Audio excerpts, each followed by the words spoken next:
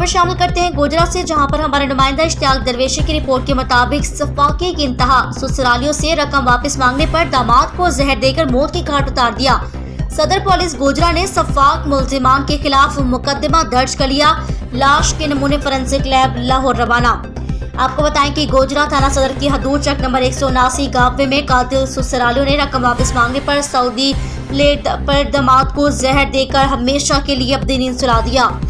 शोरकोट के नवाही चक 501 रिहायशी मकतूल मोहम्मद अनीफ की शादी 10 साल कबल चक 179 गांव के मोहम्मद जमील की बेटी से हुई।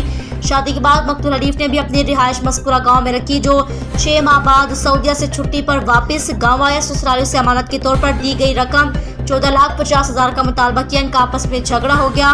ससुरालियों ने मुबैना तौर पर दामाद हनीफ को जहर देकर कत्ल कर दिया। इत्तला मिलने पर सदर पुलिस गोजरा ने मकतूल के भाई मोहम्मद नजीर की मदद में मुल्जिमान अहलिया नादिया, ससुर मोहम्मद जमील और पसरान मोहम्मद इमरान, मोहम्मद अदनान तो नामालूम अफराद के खिलाफ मुकदमा भी दर्ज कर लिया। इनकी गिरफ्तारी के लिए छापे मारे जा रहे हैं। लाश के पोस्टमार्टम के बाद नमूने फोरेंसिक लैब लाहौर भेज दिए गए। फाइनल फैसला रिपोर्ट आने के बाद किया जाएगा। हनीफ ने जहर खाया या इसको जहर दिया गया।